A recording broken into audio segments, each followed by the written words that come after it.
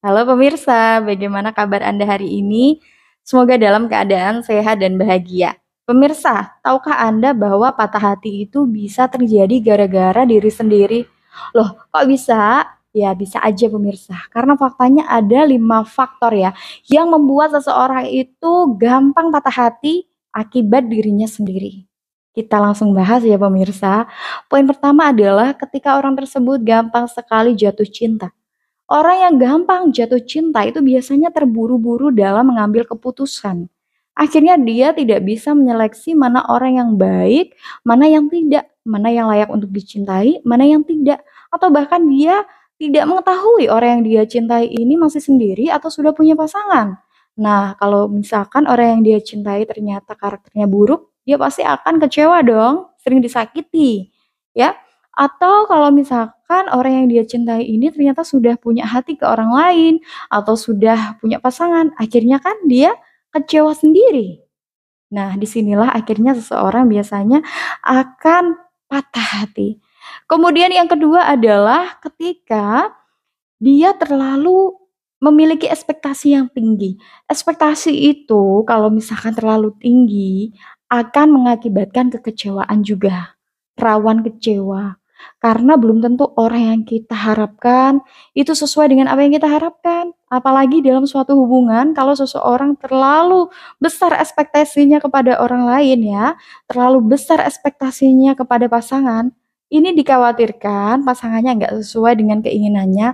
Akhirnya rasa cinta yang ia rasakan berubah menjadi kebencian, ya, kekecewaan. Kemudian yang ketiga adalah mengabaikan sinyal. Sinyal itu penting banget ya pemirsa untuk membuat kita mendapatkan orang yang tepat.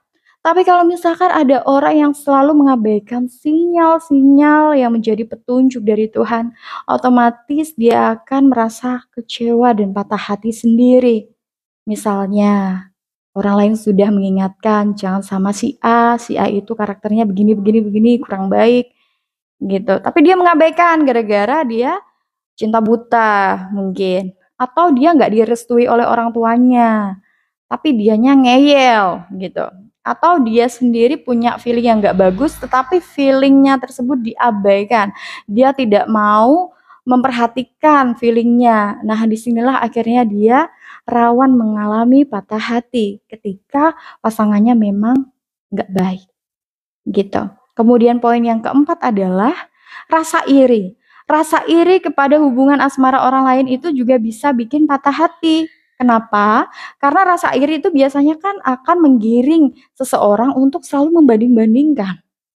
Yang namanya membanding-bandingkan itu biasanya ada kecemburuan di dalamnya, ada perasaan ingin memiliki milik orang lain gitu ya, dan nggak bisa bersyukur pada apa yang dimiliki oleh diri sendiri.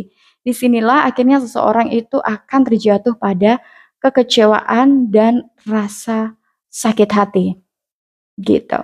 Kemudian poin yang terakhir adalah ketika orang tersebut ya selalu berpikir negatif. Pikiran negatif itu bisa merusak hati, bisa merusak perasaan. Pikiran negatif pada suatu hubungan biasanya akan membuat dia selalu merasa takut, merasa khawatir kalau misalkan dia akan dikhianati, cemburuan, tidak bisa berpikir jernih gitu. Atau bahkan dia akan selalu memandang buruk orang lain.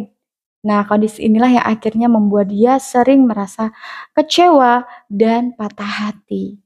Akibat apa? Tentu akibat ulahnya sendiri. Nah, itu tadi pemirsa beberapa hal yang menyebabkan seseorang gampang banget ya patah hati. Semoga dapat bermanfaat dan menjadi bahan introspeksi diri ya. Bahwa yang namanya patah hati itu nggak hanya bisa terjadi gara-gara sikap orang lain yang buruk kepada kita, tetapi malah kita sendiri bisa menciptakan patah hati kepada diri kita sendiri, gitu. Kita harus menghindari hal-hal yang buruk tadi, agar kita jadi pribadi yang senantiasa bersyukur dan bahagia. Nah, bagi pemirsa yang mau menambahkan silahkan bisa tulis di kolom komentar, atau bagi yang mau tanya seputar cinta, pernikahan maupun motivasi hidup, silahkan bisa tulis juga di kolom komentar di bawah ini. Jaga selalu kesehatan ya pemirsa. Saya tutup video ini di sini dulu. Sampai bertemu dengan saya di video-video saya yang lainnya. Sampai jumpa.